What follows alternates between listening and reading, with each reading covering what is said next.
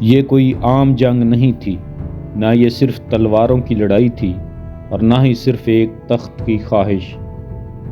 یہ وہ دور تھا جب صلیب صرف عقیدے کی علامت نہیں بلکہ اقتدار کا ہتھیار بھی بن چکی تھی۔ یورپ کے تخت لرز رہے تھے، فرانس اور انگلینڈ ایک دوسرے کے خون کے پیاسے تھے، اور اسپین کی سرزمین ایک ایسی جنگ کی منتظر تھی جس کا فیصلہ میدان میں نہیں بلکہ قسمت کے اندھیرے کمروں میں ہونا تھا۔ ایک شخص، شاہی خون کا وارث، طاقتور ترین رئیس مگر بے تاج بادشاہ، جان آف گانٹ۔ اس نے صلیب کو جھنڈا بنایا، فوج کو سمندر پار اتارا اور ایک ایسی مہم کا آغاز کیا جس میں دشمن سے زیادہ وقت، بھوک اور بیماری قاتل ثابت ہوئے۔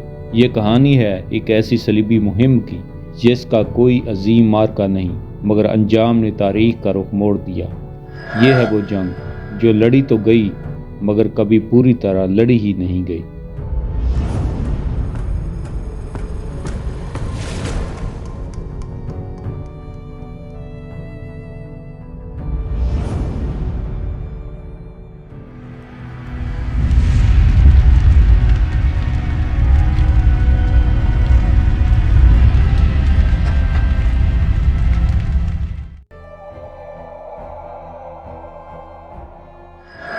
جان آف گانٹ کی صلیبی مہم 14ویں صدی کے آخر میں یورپی سیاست اور جنگی تاریخ کا ایک اہم واقعہ تھی۔ جان آف گانٹ انگلینڈ کے طاقتور ترین رئیس اور ڈیوک آف لانکاسٹر کے لقب سے جانا جاتا تھا۔ اس کی مہم کو بظاہر مذہبی اور صلیبی رنگ دیا گیا مگر اصل میں اس کے پیچھے سیاسی اقتدار اور شاہی حق وراثت کا مقصد کار فرما تھا۔ جان آف گانٹ ڈیوک آف لانکاسٹر 6 مارچ 1340 سے 3 فروری 1399 عیسوی ایک انگریز شہزادہ، فوجی رہنما اور سیاستدان تھا۔ وہ کنگ ایڈورڈ III کا چوتھا بیٹا یعنی تیسرا زندہ بچ جانے والا بیٹا تھا اور کنگ ہنری چہارم کا باپ تھا۔ وہ اپنے دور کے امیر ترین آدمیوں میں سے ایک تھا اور اپنے والد اور اپنے بھتیجے رچرڈ دوم دونوں کے دور حکومت میں ایک بااثر شخصیت تھا۔ ڈیوک آف لانکاسٹر کے طور پر وہ لانکاسٹر کے شاہی گھر کے بانی ہیں جس کے ارکان اس کی موت کے بعد تخت پر بیٹھے۔ اس کی جائے پیدائش گینٹ ان فلینڈرز ہے۔ جان کا ابتدائی کیریئر فرانس اور اسپین میں ہونے والی 100 سالہ جنگ میں لڑتے ہوئے گزرا۔ اس نے کاسٹائل کے ولی عہد پر ایک دعویٰ نافذ کرنے کی ناکام کوشش کی جو اس کی دوسری بیوی کانسٹینس آف کاسٹیل کے ذریعے تھا، اور کچھ عرصے کے لیے خود کو کاسٹیل کا بادشاہ کہا۔ جان آف گانٹ کی مہم کی وجوہات۔ جان آف گانٹ کی مہم کی سب سے بڑی وجہ اس کا کاسٹائل کے تخت پر دعویٰ تھا۔ جان آف گانٹ کی اہلیہ کانسٹینس آف کاسٹائل کے سابق بادشاہ پیڈرو دی کرول کی بیٹی تھی۔ پیڈرو کے قتل کے بعد ٹراماسٹامارا خاندان نے زبردستی تخت سنبھال لیا تھا۔ جان آف گانٹ نے خود کو قانونی وارث کا محافظ قرار دیتے ہوئے یہ موقف اختیار کیا کہ کاسٹائل کا تخت اس کی بیوی کے حق میں ہے، اور اسی بنیاد پر اس نے فوجی مہم کا آغاز کیا۔ یہ مہم دراصل ایک خاندانی اور وراثتی جنگ تھی جسے بعد میں سیاسی اور مذہبی رنگ دیا گیا۔ ایک اہم وجہ انگلینڈ اور فرانس کی دیرینہ دشمنی تھی۔ اس وقت فرانس ٹراسٹامارا خاندان کی بھرپور حمایت کر رہا تھا کیونکہ کاسٹائل فرانس کا قریبی اتحادی تھا۔ جان آف گانٹ جانتا تھا کہ اگر وہ کاسٹائل پر قابض ہو جاتا ہے تو نہ صرف فرانس کا اثر کم ہو جائے گا بلکہ انگلینڈ کو ایک طاقتور بحری اتحاد بھی مل جائے گا۔ اس طرح یہ مہم فرانس کے خلاف بالواسطہ جنگ کی صورت اختیار کر گئی جو 100 ایئرز وار کے تناظر میں نہایت اہم سمجھی جاتی تھی۔ سیاسی طاقت اور ذاتی وقار بھی اس مہم کی ایک بڑی وجہ تھے۔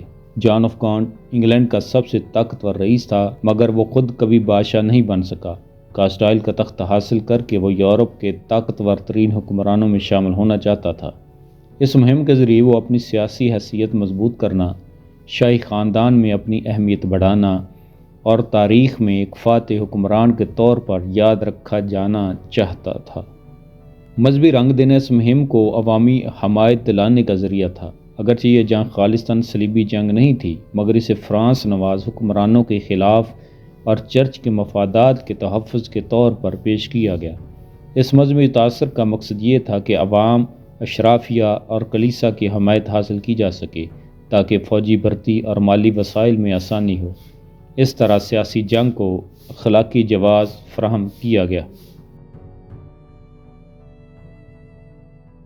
معاشی مفادات بھی اس مہم کے پس پردہ موجود تھے۔ کاسٹائل ایک مضبوط بحری طاقت تھا اور اس کے ساحلی علاقے تجارتی لحاظ سے بے حد اہم تھے۔ جان سمجھتا تھا کہ اگر کاسٹائل اس کے زیر اثر آ گیا تو انگلینڈ کی تجارت محفوظ ہو جائے گی، بحری راستے مضبوط ہوں گے اور فرانس کے معاشی مفادات کو شدید نقصان پہنچے گا۔ اس لیے یہ مہم صرف تخت کے لیے نہیں بلکہ اقتصادی برتری کے لیے بھی لڑی جا رہی تھی۔ یہ مہم انگلینڈ کی اندرونی سیاست سے بھی جڑی ہوئی تھی۔ بادشاہ رچرڈ دوم کم تھا اور جان عملی طور پر ریاست کا سب سے طاقتور شخص تھا۔ بیرونی مہم کے ذریعے وہ اندرونی تنقید سے بچنا اور اپنی قیادت کو ایک مثبت قومی مقصد کے لیے جوڑنا چاہتا تھا۔ اس طرح یہ جنگ اندرون ملک سیاسی دباؤ کم کرنے کا ایک ذریعہ بھی بنی۔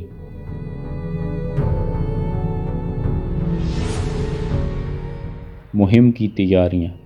1386 میں جان نے اپنی مہم کی تیاریوں کا آغاز سیاسی جواز قائم کرنے سے کیا۔ سب سے پہلے اس نے کاسٹائل کے تخت پر اپنے دعوے کو قانونی اور اخلاقی بنیادوں پر مضبوط کیا۔ اپنی اہلیہ کانسٹینس آف کاسٹائل کے نسب نامے کو نمایاں کر کے یہ ثابت کیا گیا کہ وہ کاسٹائل کی جائز وارث ہیں۔ اس مقصد کے لیے یورپی درباروں میں سفارتی خطوط، اعلانات اور اتحاد کی کوششیں کی گئیں تاکہ اس مہم کو ایک ذاتی مہم نہیں بلکہ ایک قانونی حق کی بازیابی کے طور پر پیش کیا جا سکے۔ فوجی تیاریوں کے لیے انگلینڈ بھر سے سپاہ جمع کی گئی۔ جان نے اپنی ذاتی جاگیروں اور شاہی اثر و رسوخ کو استعمال کرتے ہوئے شوربیروں، پیادہ فوج، تیر اندازوں اور تجربہ کار کپتانوں کو بھرتی کیا۔ چونکہ یہ ایک طویل اور بیرون ملک مہم تھی، اس لیے صرف تعداد نہیں بلکہ نظم و ضبط اور تجربے کو بھی ترجیح دی گئی۔ فوج کو واضح طور پر بتایا گیا کہ یہ مہم محض لوٹ مار کے لیے نہیں بلکہ ایک باقاعدہ فتح اور تخت کے حصول کے لیے ہے۔ مالی وسائل کا انتظام اس مہم کی سب سے مشکل تیاریوں میں سے تھا۔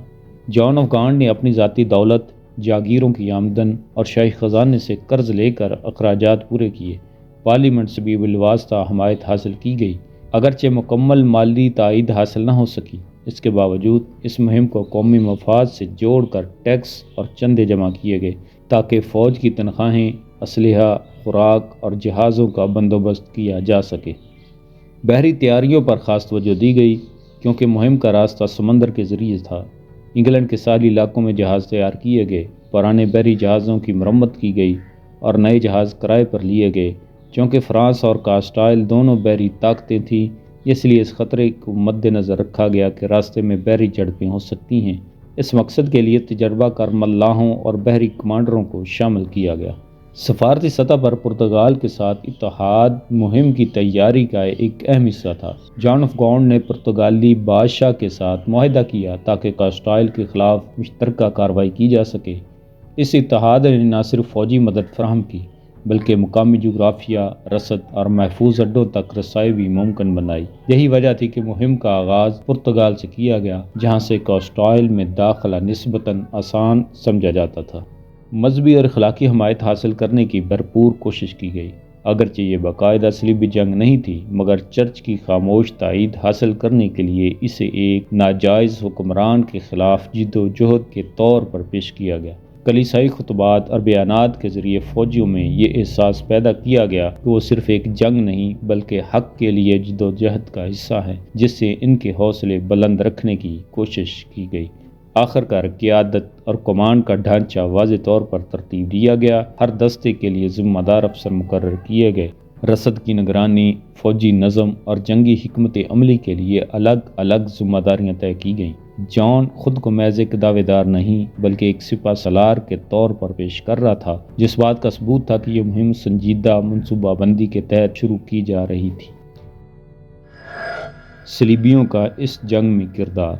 اگرچہ جان آف گانٹ کی یہ مہم باضابطہ طور پر صلیبی جنگ قرار نہیں دی گئی مگر اس میں صلیبی سوچ اور صلیبی عناصر نمایاں طور پر موجود تھے۔ اس دور میں صلیبی ہونے کا مطلب صرف بیت المقدس جانا نہیں تھا، بلکہ کلیسا کی اجازت یا خاموش تائید کے ساتھ کسی ایسی جنگ میں حصہ لینا بھی صلیبی جذبہ سمجھا جاتا تھا جسے اخلاقی یا مذہبی جواز دیا جا سکے۔ جان آف گانٹ نے اپنی مہم کو ناجائز حکمرانوں اور فرانس نواز قوتوں کے خلاف ایک حق پر مبنی جدوجہد کے طور پر پیش کیا، جس سے صلیبی ذہن رکھنے والے شورویروں اور سپاہیوں کی حمایت حاصل ہوئی۔ انگریزی شورویروں اور فوجیوں کی ایک بڑی تعداد صلیبی ذہنیت کے تحت اس جنگ میں شامل ہوئی۔ قرون وسطیٰ میں بہت سے شورویروں کے لیے جنگ صرف سیاسی فریضہ نہیں بلکہ روحانی مقصد بھی ہوتی تھی۔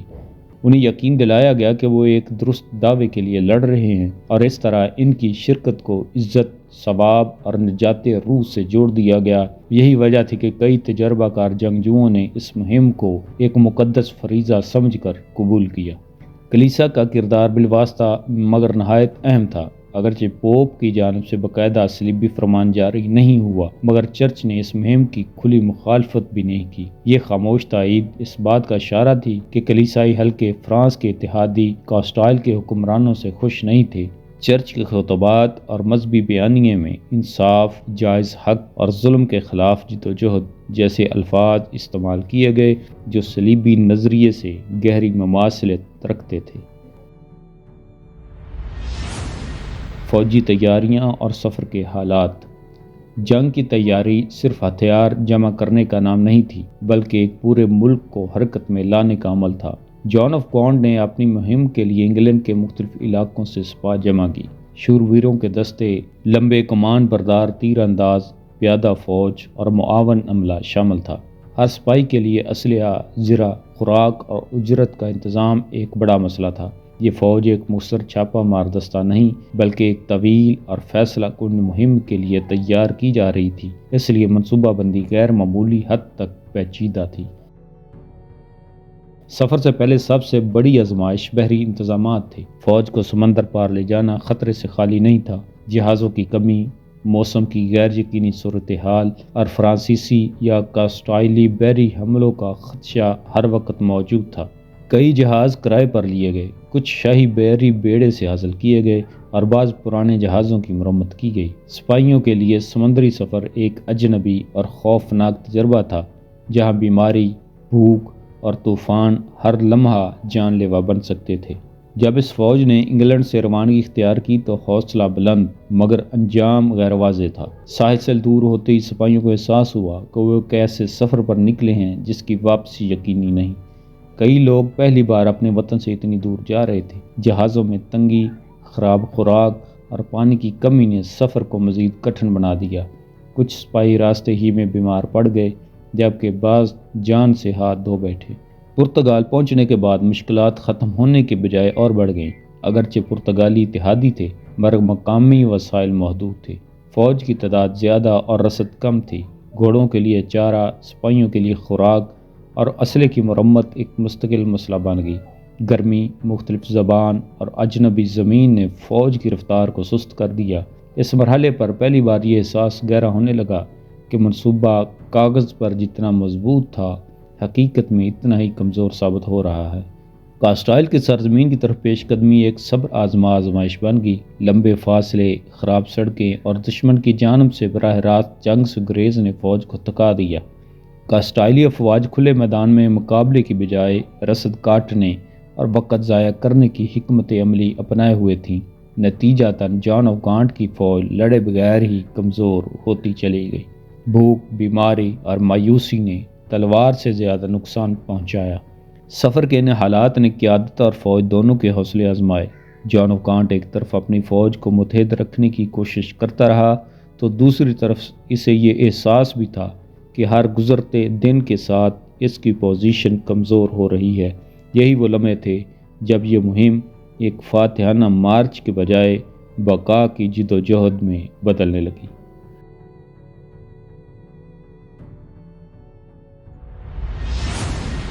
مہم کے دوران ہونے والی جھڑپیں۔ جان آف گانٹ کی اس مہم میں کوئی ایک بڑا فیصلہ کن یا مرکزی مارکہ یا مین بیٹل کبھی ہوا ہی نہیں۔ یہی اس مہم کی سب سے اہم اور چونکا دینے والی حقیقت ہے۔ اگرچہ اس جنگ کا مقصد کاسٹائل کے تخت پر قبضہ تھا، مگر دشمن افواج نے جان بوجھ کر کھلے میدان میں بڑی جنگ سے گریز کیا۔ اس لیے تاریخ میں اس مہم کو کسی عظیم مارکے کے نام سے نہیں، بلکہ ایک طویل، تھکا دینے والی اور غیر فیصلہ کن فوجی پیش قدمی کے طور پر یاد رکھا جاتا ہے۔ اس مہم میں بڑی فیصلہ کن جنگوں کے بجائے چھوٹی مگر مسلسل جھڑپیں ہوئیں، جو فوج کو آہستہ آہستہ کھوکھلا کرتی چلی گئیں۔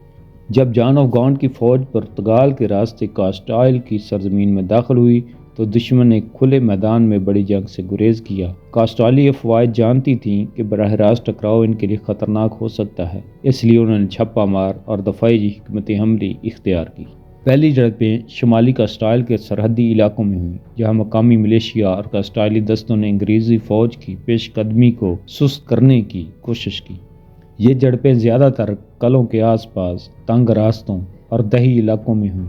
اگرچہ انگریزی فوج تکنیکی طور پر برتر تھی، مگر دشمن کی زمین پر لڑنے کی وجہ سے انہیں واضح برتری حاصل نہ ہو سکی۔ سب سے زیادہ نقصان رسد کے راستوں پر ہونے والی جھڑپوں سے ہوا۔ کاسٹائلی سوار دستے رات کے وقت حملہ کرتے، خوراک لے جانے والے قافلوں کو جلا دیتے اور پھر غائب ہو جاتے۔ ان حملوں نے فوج کے حوصلے پر گہرا اثر ڈالا، کیونکہ سپاہی دشمن کو دیکھے بغیر ہی بھوک اور خوف سے لڑ رہے تھے۔ کئی مقامات پر انگریزی دستوں نے ان حملہ آوروں کا پیچھا کیا، مگر مقامی جغرافیہ اور دشمن کی تیزی نے انہیں ناکام بنا دیا۔ کچھ جھڑپیں قلعہ بند شہروں کے قریب بھی ہوئیں، مگر وہاں بھی فیصلہ کن جنگ نہ ہو سکی۔ جان آف گانٹ کے پاس نہ تو اتنا وقت تھا اور نہ ہی اتنے وسائل کہ وہ طویل محاصرے جاری رکھ سکے۔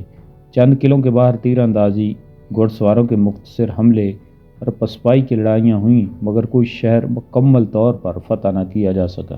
جب فوج اندرونی علاقوں کی طرف بڑھی تو جھڑپوں کے بجائے بیماری اور تھکن اصل دشمن بن گئے۔ طویل مارچ، خوراک کی کمی اور مسلسل دباؤ نے فوج کو کمزور کر دیا۔ اس مرحلے پر اگرچہ دشمن کے ساتھ ٹکراؤ کم تھا، مگر ہر گزرتا دن فوج کے لیے ایک غیر اعلانیہ جنگ بن چکا تھا۔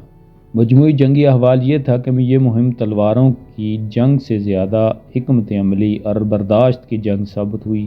جان آف گانٹ کی فوج نے کئی چھوٹی جھڑپیں جیتی، مگر کوئی ایسی فتح حاصل نہ کر سکی جو دشمن کو فیصلہ کن نقصان پہنچاتی۔ کاسٹائلی فوج نے وقت کو ہتھیار بنایا اور یہی ہتھیار آخرکار ان کے حق میں ثابت ہوا۔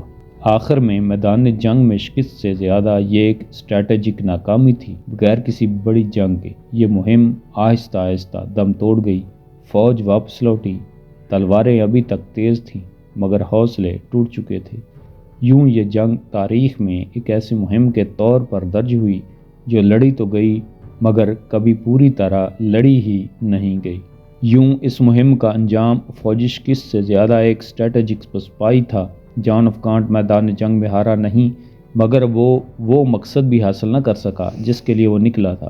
اس نے تاج نہیں پایا، مگر شاہی رشتے کے ذریعے اثر و رسوخ حاصل کر لیا۔ تاریخ اسے ایک ایسے سردار کے طور پر یاد رکھتی ہے جس کی جنگ کا فیصلہ میدان میں نہیں بلکہ مذاکرات کی میز پر ہوا۔ مختصر الفاظ میں، یہ جنگ کسی ایک مارکے میں نہیں ہاری گئی، یہ جنگ بغیر لڑی گئی بڑی جنگ کے ہار دی گئی۔ مذاکرات اور ان کا حتمی انجام۔ آخرکار 1387 میں مذاکرات کا آغاز جنگی کمزوری اور زمینی حقیقتوں کے اعتراف سے ہوا۔ جب جان کی فوج مسلسل جھڑپوں، بیماری، رسد کی کمی اور تھکن کا شکار ہو گئی تو یہ واضح ہو گیا کہ اب میدان جنگ میں فیصلہ کن فتح ممکن نہیں رہی۔ فوج آگے بڑھنے کے قابل تھی مگر فتح کے قابل نہیں۔ یہی وہ لمحہ تھا جب تلوار کی جگہ عقل نے لینا شروع کی اور غیر رسمی سفارتی رابطے خاموشی سے حرکت میں آ گئے۔ سب سے پہلے رابطے پرتگال کے ذریعے قائم ہوئے، جو اس مہم کا اتحادی بھی تھا اور ثالث بھی بن سکتا تھا۔ پرتگالی دربار جانتا تھا کہ یہ جنگ طول پکڑنے کی صورت میں پورے خطے کے لیے نقصان دہ ہو سکتی ہے۔ اسی لیے پرتگالی شاہی حلقوں نے کاسٹائل اور جان آف گانٹ کے نمائندوں کے درمیان پیغامات پہنچانے شروع کیے۔ یہ مذاکرات ابتدا میں خفیہ اور محتاط تھے تاکہ کسی بھی فریق کی عزت نفس مجروح نہ ہو۔ جان آف گانٹ نے مذاکرات کی طرف اس وقت سنجیدگی سے رخ کیا جب اس کی فوج کے اندر مایوسی بڑھنے لگی۔ سپاہی لڑائی کے لیے تیار تھے مگر حالات ان کے خلاف تھے۔ خزانہ خالی ہو رہا تھا، اتحادی مدد محدود تھی اور دشمن وقت کو اپنے حق میں استعمال کر رہا تھا۔ ان حالات میں جان آف گانٹ نے یہ سمجھ لیا کہ اگر وہ اب بھی ضد پر قائم رہا تو یہ مہم مکمل تباہی میں بدل سکتی ہے۔ مذاکرات کے دوران سب سے اہم نقطہ کاسٹائل کے تخت پر دعویٰ تھا۔ کاسٹائلی فریق نے واضح کر دیا کہ وہ تاج کسی بھی صورت براہ راست نہیں دے گا، مگر عزت کے ساتھ واپسی کا راستہ ضرور دیا جا سکتا ہے۔ یہی وہ مقام تھا جہاں سیاست نے جنگ کو شکست دی۔ بات چیت سمت بڑی کے تلوار سے جو حاصل نہ ہو سکا وہ رشتے اور معاہدے سے حاصل کیا جائے۔ بالآخر ایک تاریخی سمجھوتا طے پایا جس کے تحت جان آف گانٹ نے کاسٹائل کے تخت پر اپنا براہ راست دعویٰ ترک کر دیا۔ اس کے بدلے ان کی بیٹی کی شادی کاسٹائل کے ولی عہد بعد کے بادشاہ ہنری سوم سے طے پا گئی، جو جان آف گانٹ تاج تو نہ پا سکا مگر اس کا خون کاسٹائل کی شاہی رگوں میں شامل ہو گیا، جو قرون وسطیٰ کی سیاست میں ایک بڑی کامیابی سمجھی جاتی تھی۔ اس معاہدے کے ساتھ ہی جنگ کا عملی اختتام ہو گیا۔ فوج نے واپسی اختیار کی، تلواریں میان میں چلی گئیں اور میدان جنگ خاموش ہو گیا۔ یہ ایک ایسی جنگ تھی جو فتح کے بغیر ختم ہوئی مگر مکمل شکست کے بغیر بھی نہیں۔ جان آف گانٹ نے جنگ ہاری مگر سیاست جیت لی۔ یوں اس مہم کا حتمی انجام یہ ثابت ہوا کہ قرون وسطیٰ میں سب سے طاقتور ہتھیار ہمیشہ تلوار نہیں ہوتی۔ کبھی کبھی ایک شادی، ایک دستخط اور ایک معاہدہ بھی سلطنتوں کا فیصلہ کر دیتا ہے۔ اپنی بقیہ زندگی کے لیے جان آف گانٹ نے بادشاہ کے قابل قدر مشیر اور ولی عہد کے وفادار حامی کا کردار ادا کیا۔ جان آف گانٹ 3 فروری 1399 کو لیسٹر کیسل میں فطری وجوہات کی بنا پر انتقال کر گئے۔